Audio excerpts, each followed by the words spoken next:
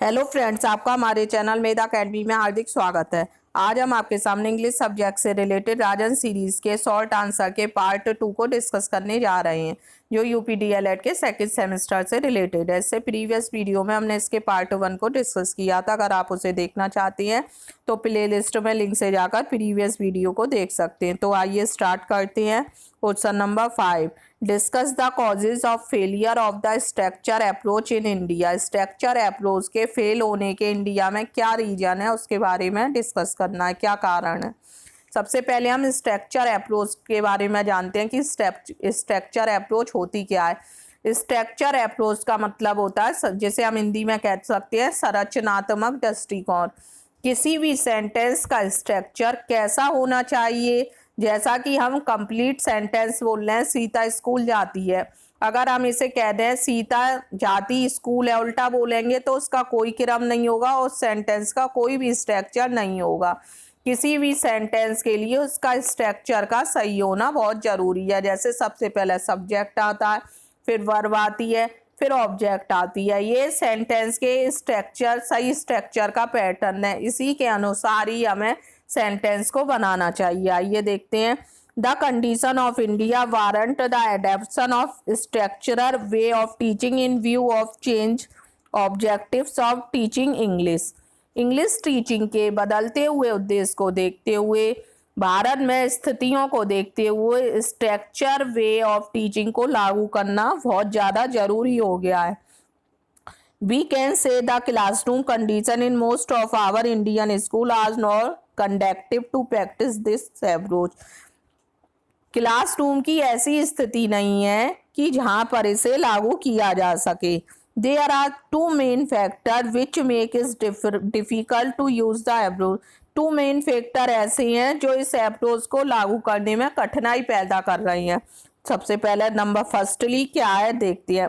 The class are over crowded, individually attention can not be paid on each and every people to understand his problem. क्लासों में बहुत ज़्यादा भीड़ है, बच्चे को टीचर जो है व्यक्तिगत रूप से ध्यान नहीं दे सकती है और प्रत्येक की समस्या को नहीं समझ सकती। आजकल स्कूलों में क्या, हर क्लास में बहुत ज़्यादा बच्चे भर देती है और एक टीचर इतने सारे बच्चों पे कैसे ध्यान दे पाए। तो ये बहुत बड़ी समस्या है जो स्ट्रक्चर अप्रोच को इंडिया में सक्सेस नहीं होने दे रही है, कि टीचर बच्चों पर व्यक्तिगत रूप से ध्यान नहीं दे पाती है और उनकी समस्या को नहीं समझ पाती है। सेकंड है, very few teachers are train to teach English through structure approach. They rely on the traditional classical method.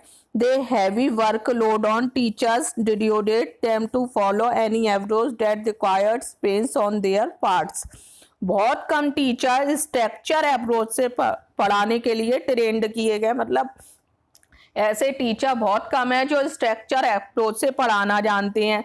वे अधिकतर टीचर जो हैं वे क्लासिकल मेथड पर ही विश्वास करते हैं और उन पर बहुत ज़्यादा वर्कलोड है। इस कारण टीचर कोई भी अप्रोच को लागू करने में से डरते हैं या अपने लिए वो पेनफुल समझते हैं। उन्हें लगता है अगर हम किसी इस अप्रोच को लागू करेंगे तो ये हमारे लिए पेनफुल हो जाएगी, इसलिए वो क्लासिकल मेथड पर ही विश्वास करती हैं और कोई भी अप्रोच को लागू करने से डरते हैं।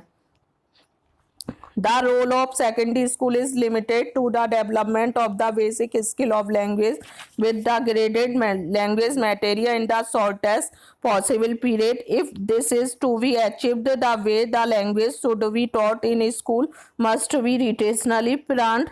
The structure approach give us that plan. माध्यमिक स्कूलों का रोल केवल ग्रेडेड लैंग्वेज मटेरियल के साथ भाषाई कौशल का कम से कम समय में विकास करना होता है। अगर यह लक्ष्य पाना है तो जिस तरह से स्कूल में पढ़ाना है वह तर्कसंगत रूप से प्लान करना होगा। स्ट्रक्चर अप्रोच प्लान हमें यही बताता है। अब नेक्स्ट क्वेश्चन देखते हैं, क्वेश्चन नंबर 6। ये नीचे का इसका कोई मतलब नहीं है, ये यहाँ तक हमने बताया, प्लान तक, बस यहीं तक बहुत है। अब क्वेश्चन नंबर 6 देखते हैं। Describe the characteristics of structure approach. Structure approach की क्या कैरेक्टरिस्टिक्स हैं, क्या विशेषताएं हैं, उसके बारे में जानते हैं।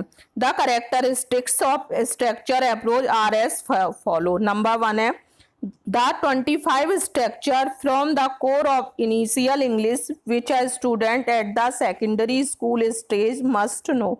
अनिवार्य इंग्लिश के 275 275 ढांचे स्ट्रक्चर जो है प्रत्येक स्टूडेंट को माध्यमिक लेवल पर आने चाहिए। इनके अनुसार इन्होंने क्या कहा है, जो 275 स्ट्रक्चर जो होते हैं वो माध्यमिक लेवल का प्रत्येक स्टूडेंट को आने चाहिए। सेकंड है the structure are based on word order. जो स्ट्रक्चर है वे शब्दों के क्रम के आधार पर होना चाहिए, मतलब जो शब्दों का सही क्रम है उसी के आधार पर स्ट्रक्चर बने होने चाहिए। थर्ड है every structure embodies an important points of grammar. प्रत्येक स्ट्रक्चर में व्याकरण के महत्वपूर्ण बिंदुओं का समावेश होना चाहिए। जो भी हम स्ट्रक्चर बनाए वो ग्रामर बेस्ड हो, ऐसा ना हो कि ग्रामर बेस्ड ना हो और उसमें ग्रामर की मिस्टेक हो। उनके अनुसार ग्रामर बेस्ड होने चाहिए। नेक्स्ट है the teaching of grammar is taught informally by correlating in with the reading lesson. व्याकरण की शिक्षा अनौपचारिक रूप से पढ़ाने की क्रियाओं के साथ सिखाई जाती है। जो भी हम करा रहे हैं इंग्लिश में, तो बच्चों को बीच बीच में ग्रामर भी सिखाते जाते हैं, जिससे कि बच्चों पर वर्कलोड भी ना बढ़े और वो रीडिंग के साथ में भी ग्रामर की उन्हें नॉलेज होती रहे, उनके एक्स्ट्रा बर्डन ना हो। तो इसमें यही बताया गया है कि व्याकरण की शिक्षा अनौपचारिक रूप से पढ़ाने की क्रियाओं के साथ सिखाई जाती है। मतलब जो भी क्रिया हम बच्चों को करा रहे हैं तो उसी के साथ में हम उन्हें ग्रामर कराते जाते हैं, तो इससे उन्हें अलग से ग्रामर सिखाने की जरूरत नहीं पड़ती है। नेक्स्ट है 5 a particular structure is made of unit of teaching. एक विशेष संरचना या स्ट्रक्चर जो है शिक्षण की इकाई से बना हुआ है। नेक्स्ट है oral practice of the structure is given to the student till they are able to use in different situation. Oral drill fall a significant step of this approach. संरचना का मौखिक अभ्यास छात्रों को तब तक कराया जाता है जब तक कि वे इसे अन्य परिस्थितियों में उपयोग करने में सक्षम नहीं हो जाते। मतलब जो भी हमने स्ट्रक्चर बच्चों को सिखाया है उसका अभ्यास हम जब तक कराते रहते हैं जबकि वो हर परिस्थिति में उसे उपयोग करने के लिए सक्षम नहीं हो सकते या करना सीख नहीं जाते हैं, तब तक उन्हें अभ्यास कराया जाता है। मौखिक अभ्यास इस दृष्टिकोण का एक महत्वपूर्ण चरण है। मतलब इसमें ओरल ड्रिल जो है वो भी इसका एक महत्वपूर्ण पार्ट होता है। नेक्स्ट देखते हैं 7 point. Meaningful situations are created by the teacher with the help of easily available teaching aids। शिक्षक द्वारा आसानी से उपलब्ध सहायक सामग्री की सहायता से सार्थक परिस्थितियां बनाई जा सकती हैं। टीचर कोई भी टीचिंग एड्स की मटेरियल को यूज करके स्ट्रक्चर को आसानी से समझा सकता है या आसानी से वो परिस्थितियां उत्पन्न कर सकता है जिससे कि बच्चे उसे आसानी से सीख सकें। नेक्स्ट है 8 the principle of teaching one structure at a time is followed till it is completely grasped by the class. एक समय में एक ही ढांचे को पढ़ाने का सिद्धांत जब तक चलता रहता है जब तक कि उसे कक्षा के पूरी तरह ग्रहण नहीं कर लेती। मतलब कोई भी हम जो सिद्धांत सिखा रहे हैं जब तक क्लास के सभी बच्चे उसे नहीं सीख लेते हैं जब तक वो सिद्धांत जो वो स्ट्रक्चर चलता रहता है। Next, the learning materials is properly selected and graded according to the age group, mental level and needs of student। शिक्षण सामग्री का जो चयन है आयु वर्ग मानसिक स्तर और विद्यार्थियों की आवश्यकता के अनुसार किया जाता है। मतलब जो भी हम टीचिंग एड्स यूज कर रहे हैं वो बच्चों की एज ग्रुप देखते हैं, उनका मेंटल लेवल देखते हैं और उनकी क्या आवर नीडेड है उसके अनुसार ही हम टीचिंग एड्स मटेरियल का यूज करती हैं। नेक्स्ट है the structure are graded in such a way as a structure follow the previous one naturally as I saw her sleeping। संरचना को इस प्रकार से श्रेणीबद्ध किया जाता है जैसे पहले की संरचना प्राकृतिक रूप से पूर्वगत होती है। अब हमारा अगला क्वेश्चन है question number 7। Describe in brief the paragraph writing. इसमें पैराग्राफ राइटिंग क्या है उसके बारे में डिस्क्राइब करना है। द पैराग्राफ राइटिंग, सबसे पहले हम व्हाट इज पैराग्राफ के बारे में जानेंगे क्या है।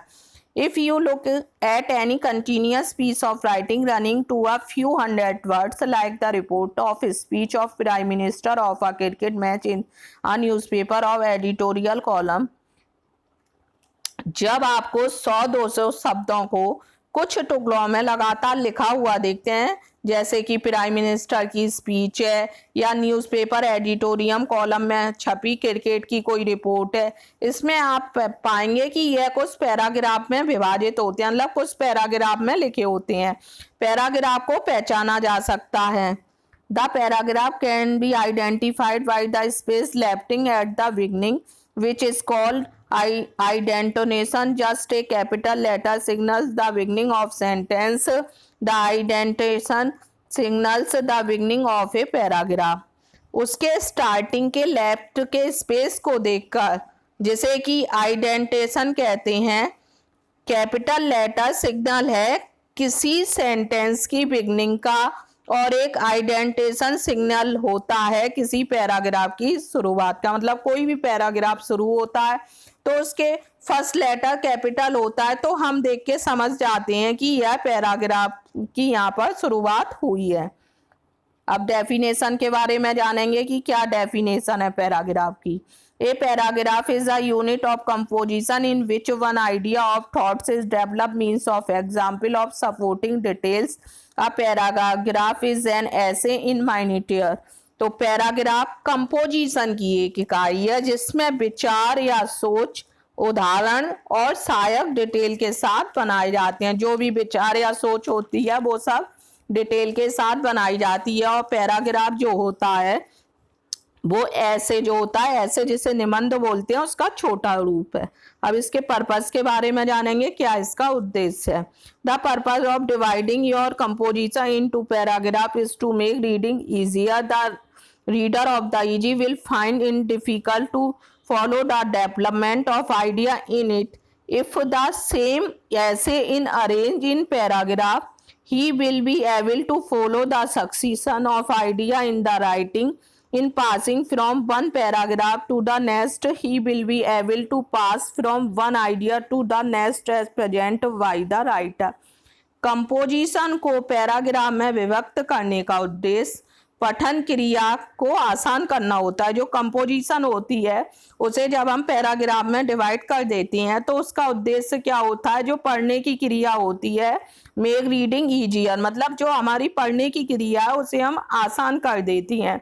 ऐसे जिसे हम निबंध कहते हैं हिंदी में, निबंध पढ़ने वाले व्यक्ति के लिए ऐसे में जो भी विचारों का विकास हो रहा है उसे समझना कठिन होता है अगर हम उसे पैराग्राफ में नहीं लिखेंगे। अगर पैराग्राफ में अरेंज इन पैराग्राफ में अगर हम अरेंज नहीं करेंगे तो उसे समझना बहुत कठिन हो जाता है कि व्यक्ति ने क्या लिखा है।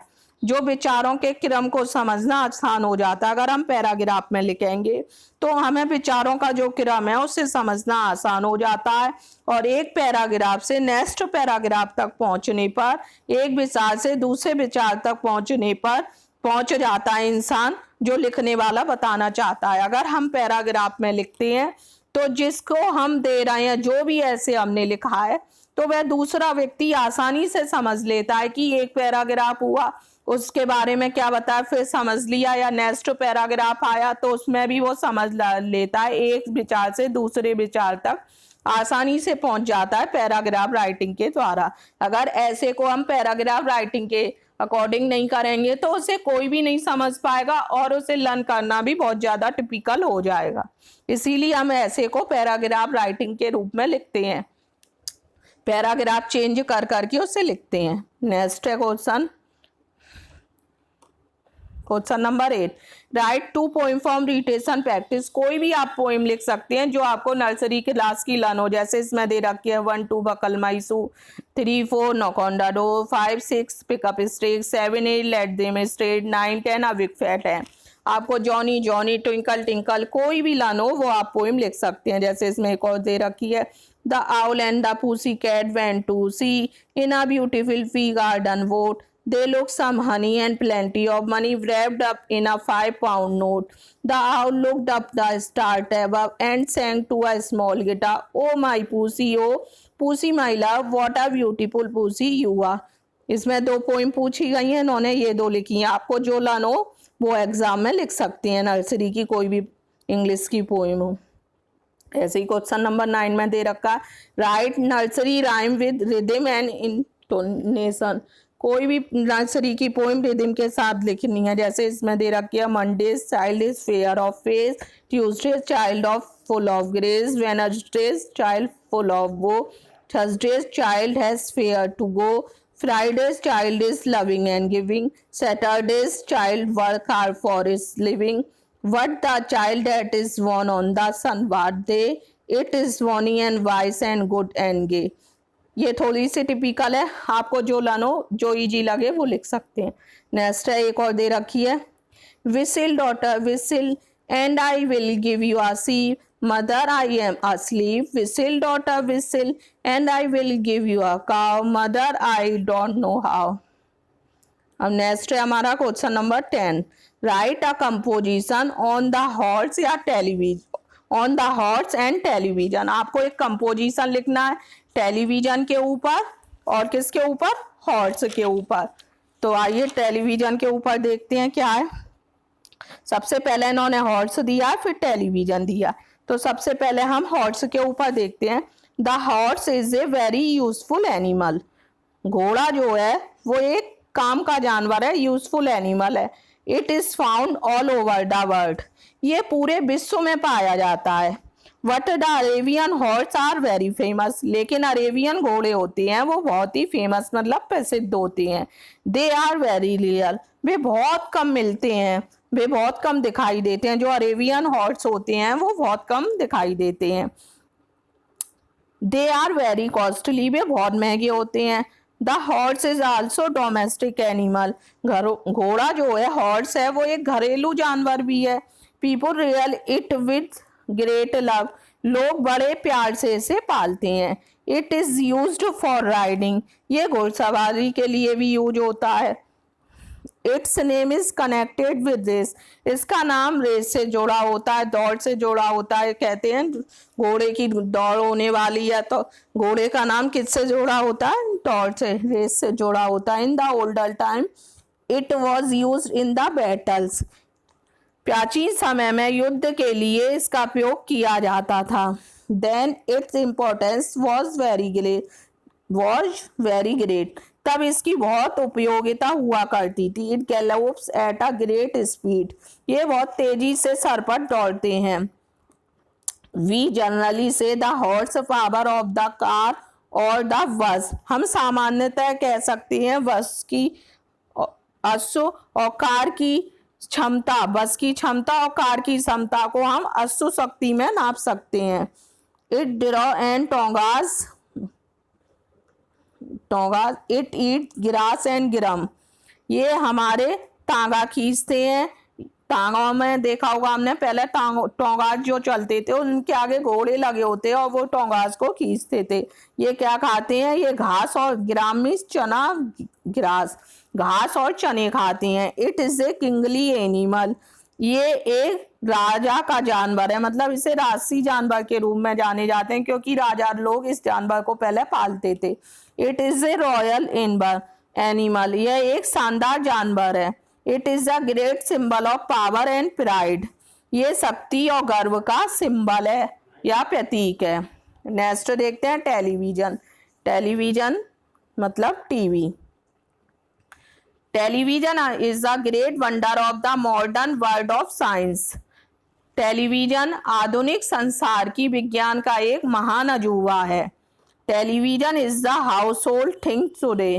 टेलीविजन आज के समय घरेलू वस्तु है। Child devote must of their time to television. बच्चे ज़्यादा से ज़्यादा समय टेलीविजन के साथ बिताते हैं।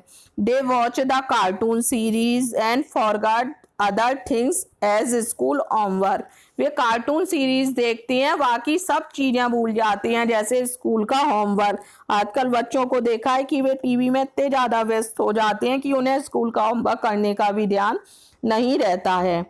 Television adversely effect the eyesight of children. Television जो होता है वो बच्चों की आईसाइट पर प्रतिकूल प्रभाव डालता है।